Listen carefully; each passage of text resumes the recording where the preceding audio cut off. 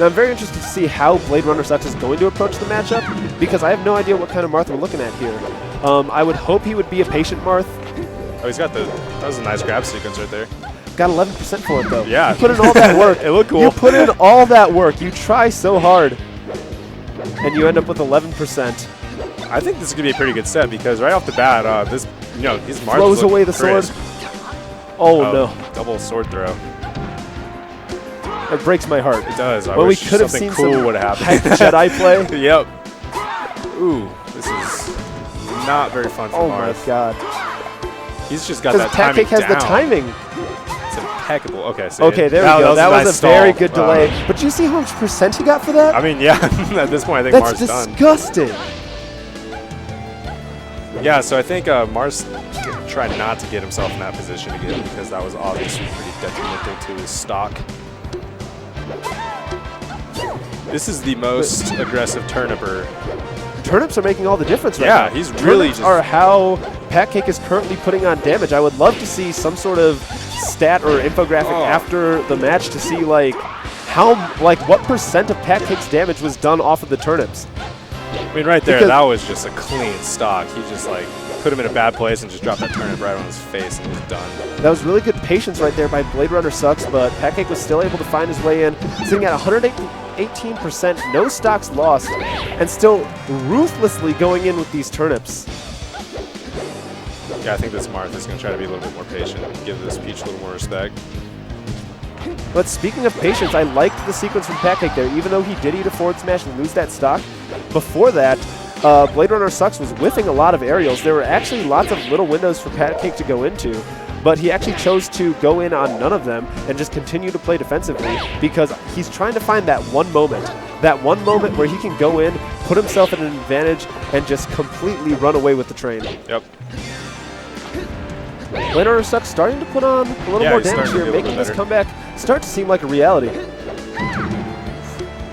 DI of that down smash.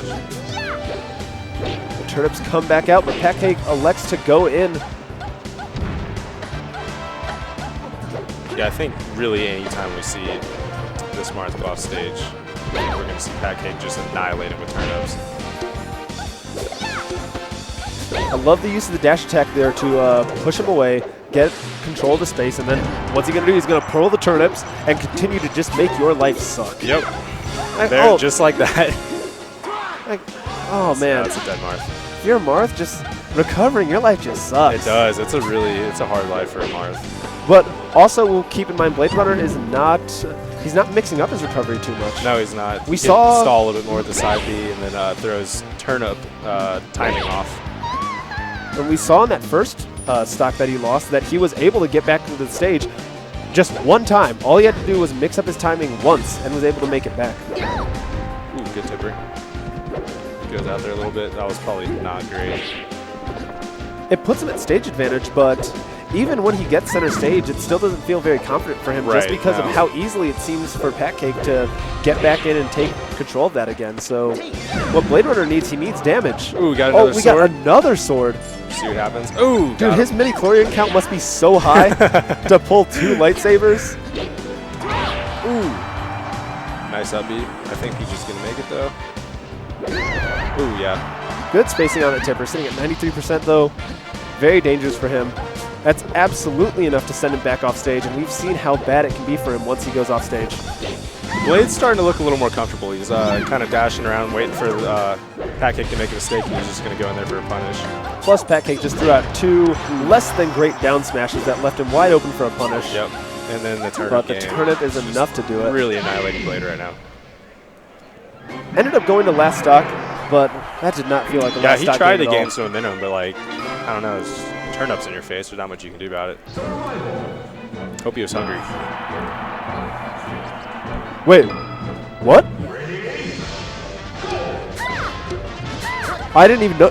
Did you see the Phantom counter on the ledge? I saw I thought it countered. Oh, I guess it countered his turnip and then barely, and yeah, Phantom Peach. So that was interesting. I didn't really catch that.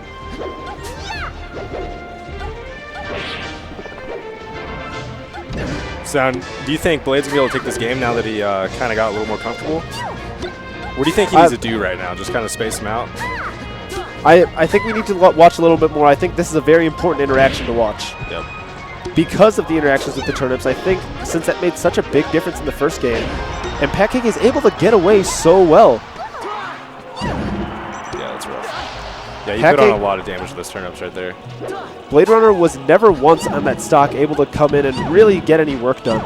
Like, yeah, he got a few hits there, here and there, but the work was never really done, and now Patcake has brought the percents back to even with a full stock in the lead.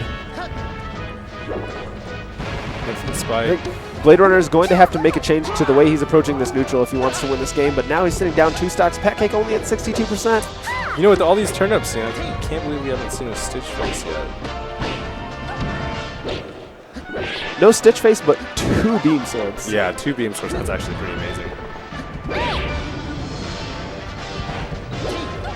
I think he could have kept Peach in the air better that little interaction. He could have been more aggressive there on that punish, but I also feel like when you're playing against Peach, you almost don't want to risk it, because if you go up and get too greedy, you get hit by a random nair, and all of a sudden you're off stage.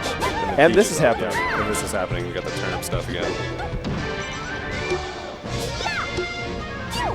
Little shield poke of that turnip. That was nice. And the nair.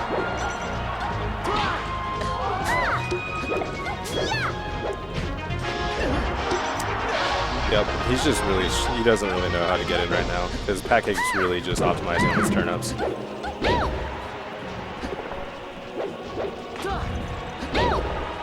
I think a big thing is that Blade Runner is doing nothing to stop the turnips from coming out. Yo, he's not.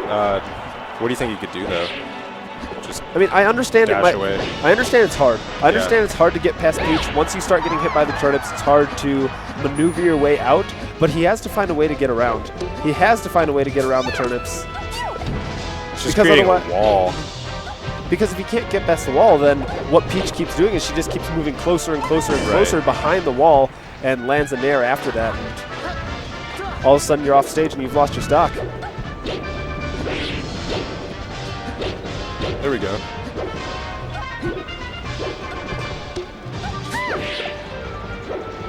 Yep, turnip kind of messed that up for him. Mixed up his recovery right there. Ooh, you got a Stitch Face. Nice. Ooh, taunts. Preemptive taunting. Going out Patcake, there. don't be rude. Don't be rude. That's what happens when you're rude. Yeah, he's And the taunt right back. playing with his food a little bit. Ooh. Come on. Man, that was rude. that was a little rude. I mean, yeah, Blade didn't really look as enthused as Patcake did right there. No. Absolutely not. And especially after that second game. Yeah. Honestly, I don't feel like his execution faltered. Yeah. I feel like, you know, his execution was looking the same. He just looked mentally broken that second game. He did. Yeah, those every turnip that was, you know, hitting him was really just wearing on him, I think. Yeah. It's like